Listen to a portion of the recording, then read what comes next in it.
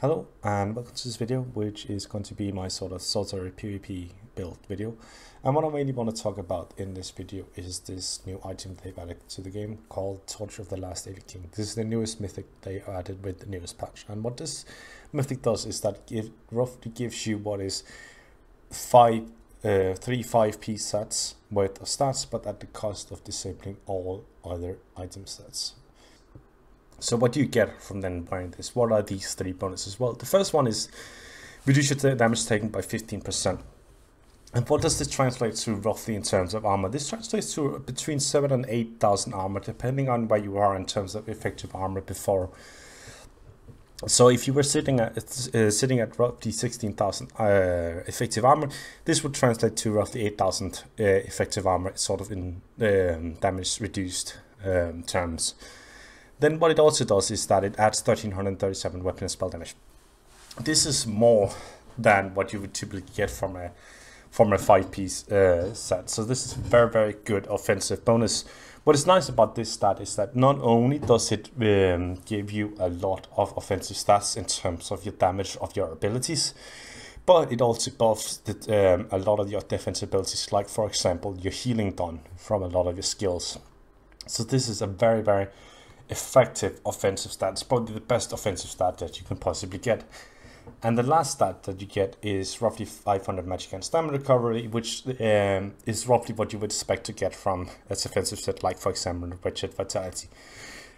But what you give up is of course all other 5-piece sets, so there is a cost to wearing this set. So why do I think this set is so great? Well, I think this set is very, very great for the reason that it is a very, very good accessibility tool to PvP. A lot of people have compared this to the Oaken Soul Ring, but I don't think that is entirely fair, because what the Oaken Soul Ring does is give you a lot of name buffs. None of these buffs are named, but what it also does is that it changes your entire playstyle, whereas the Oaken Soul Ring changes you to being a heavy attack sorcerer, just holding down left click, not having to hold up any of your buffs or defensive buffs, and gives you a lot of defensive buffs that you didn't necessarily would have had without the Oaken Soul Ring on a normal build. This set kind of ties into a normal PvP build. So the build I'm playing around this item is the exact same build in terms of skills, wonders, food and playstyle as I was playing before. But instead of wearing a lot of sets and proc sets and having to keep up these proc sets and having to pay attention to them, I'm just wearing this item which then buffs the exact same set I had before. And this makes this a lot better accessibility tool than Oaken Soul. Essentially, whereas Oaken Soul allowed you to perform at a level you couldn't before, this item does not do that. You're still performing at the same level as you were before. You just have a set that makes it a lot easier to get into PvP. And how does it make it a lot easier? It makes it a lot easier in terms of farming sets. So PvP has two problems. One is that a lot of the sets that you have to farm for PvP, like for example here the Master's Maces, take a long time to farm. The Master's Maces aren't difficult to farm. The Strength Arena is incredibly easy even on Veteran. But it's an incredibly boring and tiring grind which takes a long time. And the same goes for something like the Death Dealer's Fete, which also has some very grindy leads. And the same goes for something like Master Lock, where you had to do a long dungeon on Veteran just to get this set. And the same goes for something like Rattling Cry, which is a set that can be very expensive. So there's certain pieces of gear in PvP that are very, very expensive.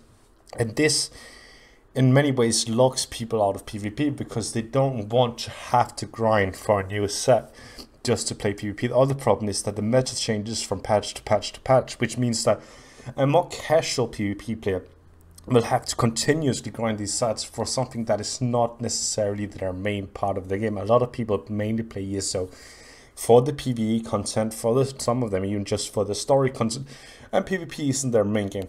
For this type of player, this item makes the PvP a lot more accessible because they don't have to think about updating sets, what's new, what doesn't work anymore. You don't have, like for example, Mars Spawn, but this is the greatest set in the game for a couple of patches, then it's nerfed and now it's never used anymore. So This allows you to play PvP, be competitive, but at the same time not necessarily have to participate in the grinding part. And that's the problem that PvP sets kind of have, is that the meta shifts and that it's grindy to keep up with.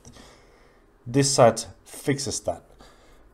What is even more great about it is that while it's competitive, it isn't overpowered, in the sense that these are all selfish buffs. This isn't a buff to the group, like for example Rattling Cry, like for example Sack Seal, like for example Powerful Assault, the major coaches pods.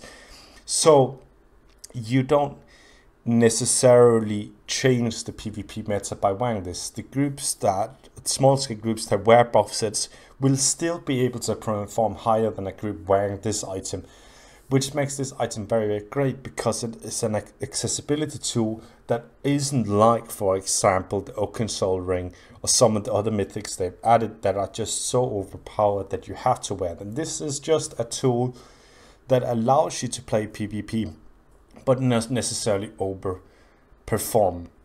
And it sort of follows the same thing that we saw with the Shattered Fates that was added with the Necrom chapter, where you have this 12-piece crafted set that gives all the most important stats, so that the person wearing that set can be competitive in PvE, not necessarily outperform the meta sets, but there's a crafted set easily accessible that allows them to perform at a certain threshold. And that's exactly what this is. This is a certain threshold of performance that is very, very easily accessible. All you need to do to wear this, to use this item, is go into the Infinite Archive.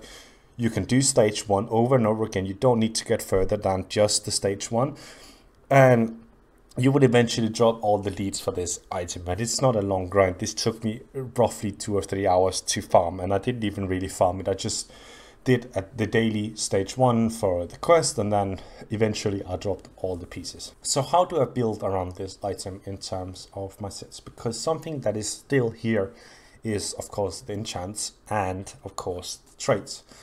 So what I like to do when I'm wearing this item is actually use 5 medium. Why do I go for 5 medium? Well, that has to do with the medium armor passives. Most importantly, the agility passive, which gives me weapon and spell damage. Of course, we get weapon and spell damage from this item. So we want to optimize this weapon and spell damage as much as possible. And the best way to do this is, of course, wear medium armor. What medium armor also does is that it increases our recovery. Of course, stamina recovery is what we get from this item, and it also reduces the stamina cost of our abilities by up to 10%. So by wearing a lot of medium armor, we get a lot of very, very, very nice stats. What we also get is, of course, critical damage, which matches well up with the Sorcerer, where we like to play a playstyle built around having a lot of critical chance. The other reason why I'm going for 5 medium, because typically I will wear a lot more heavy armor, is of course that we already have the reduced damage taken, so we can take advantage of this by wearing less armor than we were before. The other weights I'm wearing is 1 light, 1 heavy, and this is mostly for the Undaunted Metal passive, which is of course this one that gives us more stats based on how many types of armor that we're wearing. So we always want to wear at least one of each types to maximize our stats. What I'm going for in terms of enchants is then 4 tri-stat enchants. This is, of course, very, very expensive, so you can go with another combination of health, stamina, and magic if you want to save some money. But this is the most effective way of wearing your enchants. So in terms of traits, and this is where you can start to see differences between a lot of builds, is that how much well-fitted versus how much impenetrable. I've gone for 3 impenetrable and 3 well-fitted with this build. One of the reasons I haven't gone for more well-fitted is that I like to play an orc, so for me this makes more sense. In terms of jewelry enchants, you kind of have 2 choices. You can either go for infused or for swift. Because I'm playing an orc, I go for 3 infused.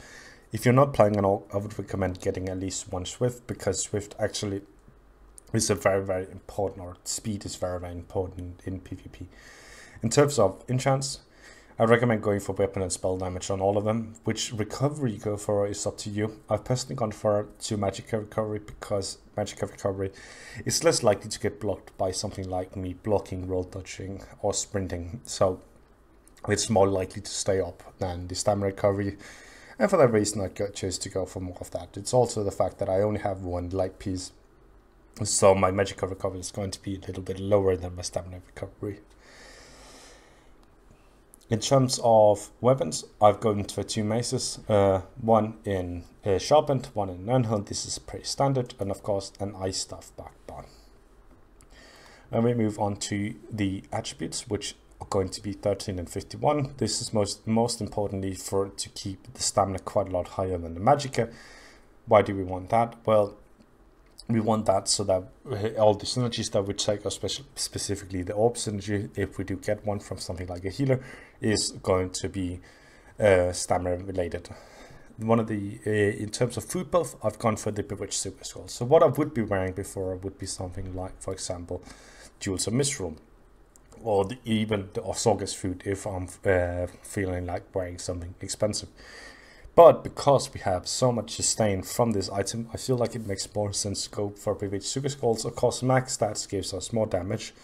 But more importantly, when we have a lot of sustain, we also want a lot of max stats so that we have somewhere to save this sustain. Otherwise, we're just going to be sustaining at 100%. In terms of skills, I've gone for a very standard stamina sorcerer build. So I've gone for elemental susceptibility with critical surge with the revolving solving vigor, hurricane, dark deal. This is a very standard back bar for a stamina sorcerer. The only difference is that I've gone for the negate skill. So this skill is very good in group play if you want to auto dump another group of players. It's also very good in solo play, in my opinion, to counter groups that you might be playing against. An alternative here is, of course, something like, for example, the Atronach. But otherwise, this is a very standard back bar. The front bar is Bound Armament is combined with Hunting Curse, Rending Slash, which is your main spamming build, Streak, and Camouflage Hunter, mainly for, of course, the detection of something like Nightblades, but also for the critical major savages. So this is also a very standard front bar for Sorcerer. One of the alternatives that you can go for is something like Crystal Fragments instead of Bound Armaments. And of course, your most importantly, your main ultimate, which is the one you're going to be using most of the time, which is Stormbreaker of Smiting. In terms of CP, this is a very, very standard CP setup. We're of course going for Steed's Blessing together with Gifted Rider. I think these are the 2 important green ones. I like to go for Liquid Efficiency to save on potions, and of course Rationate to save a little bit on food. In terms of blue CPs, Rifle Strikes and Master at Arms are the 2 most important offensive buffs. And then I've gone for 2 defensive ones. Ironclad mainly because most of the damage you're taking is direct damage. Then I've gone for Resilience. Of course, we don't have a lot of critical resistance. We don't have access to Rallying Cry and Transmutation most of the time with this build. So I like to go for Resilience. This also buffs, of course, plays well into the different impenetrable traits that we are wearing. If you want an offensive alternative, which a lot of people like to have 3 offensive buffs, something like Untamed Aggression would also be a good alternative, or Deadly Aim if you wanted even more single target damage.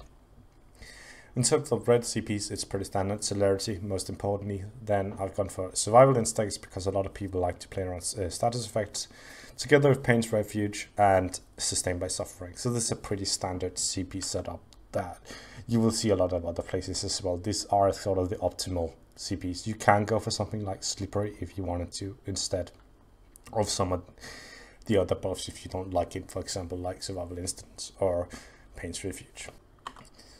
So just to talk about a few things of the last things I like to do that is maybe a little bit different is that I like to buy Crown Lethal Poisons. These poisons, of course, you get a billion of from your daily login rewards.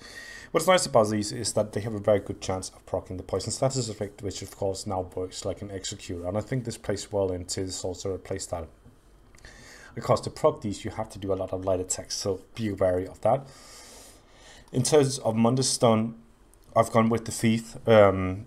You can go for the Warrior instead, but I like to go with the Thief on the Sorcerer because, of course, the more critical chance you have, the more chance you have of critical surge, which then keeps up your self-healing.